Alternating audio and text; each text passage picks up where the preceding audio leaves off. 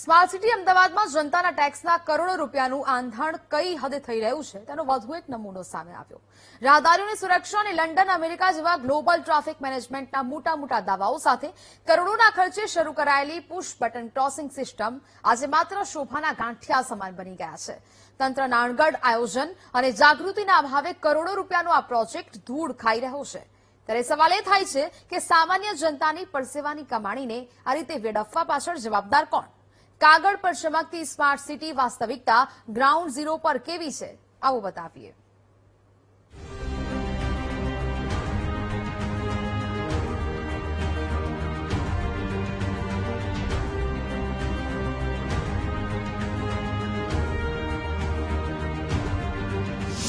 ફરી પ્રજાના પૈસાનો ધુમાડો। પુશ બટન ક્રોસિંગ સિસ્ટમ શોભાના ગાંઠિયા સમાન બની। તંત્રના અણઘડ આયોજન અને જાગૃતિનો અભાવ। ગાંધીનગર બાદ હવે અમદાવાદને પણ સ્માર્ટ સિટી બનાવવા માટે તંત્ર દ્વારા રાહદારીઓ આરામથી અને સુરક્ષિત રીતે સાઇડ ક્રોસ કરી શકે તે માટે કરોડો રૂપિયાની વિદેશી પેટર્ન અને સ્માર્ટ યોજનાઓ બનાવાઈ છે। સીજી રોડ પર પુશ બટન ક્રોસિંગ સિસ્ટમ નાખવામાં આવી છે। દાવો એવો હતો કે રાહદારી બટન દબાવે એટલે વાહનો માટે રેડ સિગ્નલ થશે અને લોકો સરળતાથી રોડ ક્રોસ કરી શકશે, પરંતુ રિયાલિટી કંઈક અલગ જ સામે આવી છે। તંત્ર દ્વારા આ સિસ્ટમ લગાવી તો દેવામાં આવી છે, પરંતુ આ સિસ્ટમથી લોકો અજાણ છે।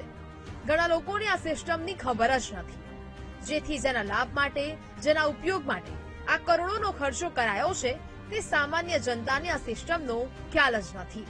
पहली बात तो हमें पता नहीं था ऐसा कुछ इंस्टॉल हुआ है यहाँ पे। आपने बताया तो हमने ट्राई किया, बट ट्राई करने के बाद मतलब किसी ने गाड़ी रोकी नहीं। हम कब से वेट कर रहे थे कूदने का आगे, बट कोई गाड़ी रोकने को तैयार नहीं था, क्योंकि शायद गाड़ी वालों को भी आइडिया नहीं है। वहाँ पे रेड लाइट हो गई थी और हमने पुश किया, उसके ऑलमोस्ट 15-20 सेकंड बाद कुछ रिस्पॉन्स हुआ उस बटन का। हमने 3-4 बटन को पुश किया, उसके बाद कुछ रिस्पॉन्स आया, तो मतलब ठीक, मतलब इतना अच्छा नहीं था एक्सपीरियंस। ऑल दो कॉर्पोरेशन को सबसे पहले तो अवेयरनेस फैलानी चाहिए कि भाई तुम लोग सही से, मतलब हमें जो रोड क्रॉस करा उसको भी नहीं पता, जो रुकने वाले उनको भी नहीं आइडिया कि ये उस जेब्रा क्रॉसिंग के लिए, तो दोनों साइड की अवेयरनेस होनी चाहिए, जो कि नहीं है अभी तक भी।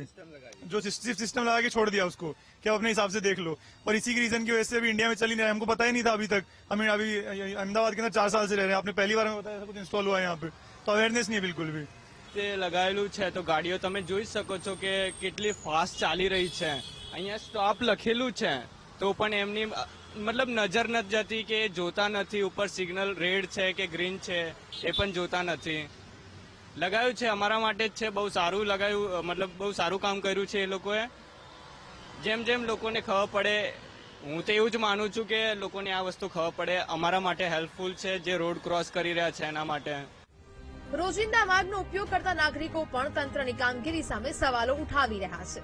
લોકોનું કહેવું છે કે જો કરોડો રૂપિયાનો ખર્ચ કરવામાં આવ્યો હોય તો તેનો લાભ પણ લોકોને મળવો જોઈએ, પરંતુ અહીં તો સ્થિતિ એવી છે કે સિસ્ટમ માત્ર દેખાવ પૂરતી રહી ગઈ છે। લોકોને અવેર કરો આના વિશે, બરોબર। અહીંયા આવનાર રાહદારી, અહીંયા 10 જણા ઉભા રહે, એ લોકોને ખબર જ નથી કે આ બટન દબાઈએ તો આમ થાય, બરોબર। અચ્છા, બટનની જે આ સિસ્ટમ મૂકી છે, ઊંધી મૂકી છે, પેલી બાજુ ના હોય, આ બાજુ હોય, કેમ કે લોકો અહીંયા કયો ઉભા રહેવાના?